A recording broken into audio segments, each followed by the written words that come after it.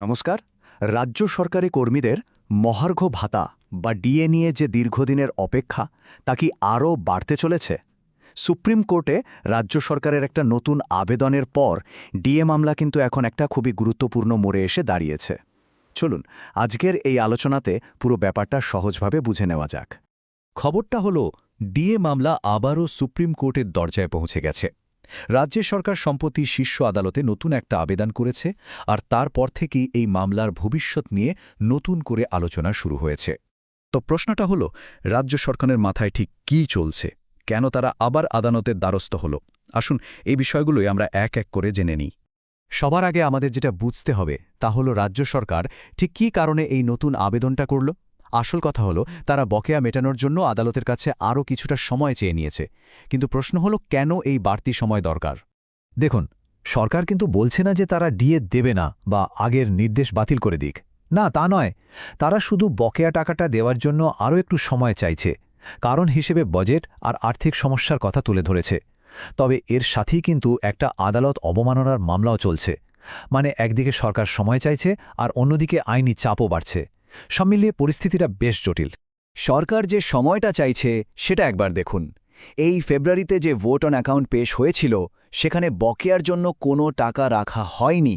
তাই সরকার বলছে তারা ২০২৬ সালের জুলাই মাসে যখন পূর্ণাঙ্গ বাজেট পেশ করবে তখন টাকার ব্যবস্থা করবে। আর টাকা মেটানোর শেষ তারিখ হিসেবে ২০২৬ সালের ৩১শে ডিসেম্বর পর্যন্ত সময় চেয়েছে।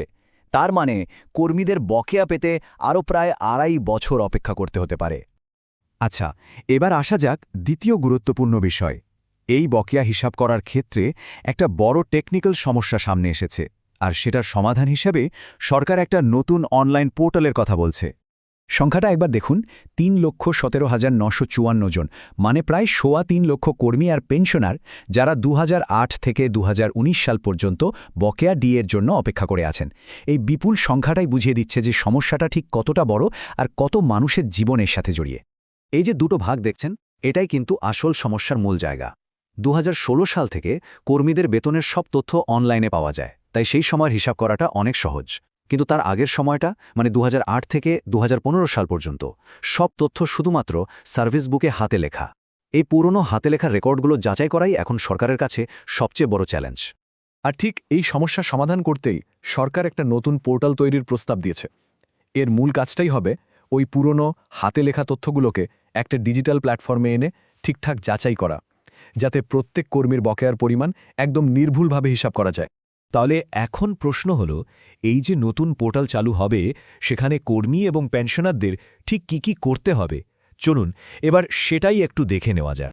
কর্মীদের কিন্তু খুব সহজ ৩টে কাজ করতে হবে। প্রথমত, নিজেদের পুরনো সার্ভিস বুকের পাতাগুলো স্ক্যান করে পোর্টালে আপলোড করতে হবে।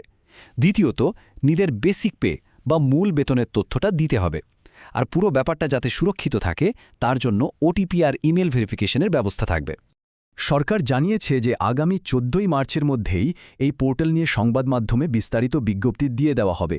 মানে খুব শীঘ্রই এই বিষয়ে আরও পরিষ্কার করে সবকিছু জানা যাবে।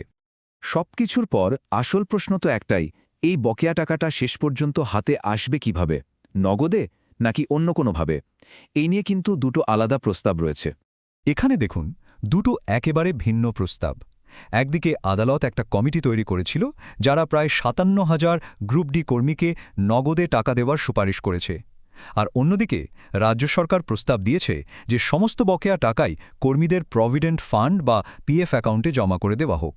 অর্থাৎ হাতে নগদ টাকা পাওয়া নাকি ভবিষ্যতের জন্য সঞ্চয়, এই দুটো বিকল্প এখন সামনে। এখানে সবচেয়ে জরুরি বিষয় হলো, যদি গ্রুপ ডি কর্মীদের বকেয়া পিএফে জমা দেওয়ার সিদ্ধান্ত হয় তাহলে ধরে নেওয়া যেতে পারে যে বাকি সমস্ত কর্মীদের ক্ষেত্রেও একই নিয়ম কার্যকরী হবে। মানে এটা শুধু একটা নির্দিষ্ট গোষ্ঠীর জন্য নয়, বরং সকলের জন্যই একটা বড় নীতিগত সিদ্ধান্ত হতে পারে। শেষ পর্যন্ত আমরা কিন্তু সেই প্রথম প্রশ্নটাতেই ফিরে আসছি। রাজ্য সরকারের এই সময় চাওয়া ও আরপিএফে টাকা দেওয়ার প্রস্তাব, এটা কি শীর্ষ আদালত মেনে নেবে, নাকি কর্মীদের এতদিনের অপেক্ষার কথা ভেবে আদালত অন্য কোনো নির্দেশ দেবে? এই মামলার ভবিষ্যৎ এখন পুরোপুরি সুপ্রিম কোর্টের রায়ের ওপরে নির্ভর করছে, আর তার জন্য আমাদের সবাইকে অপেক্ষা করতে হবে।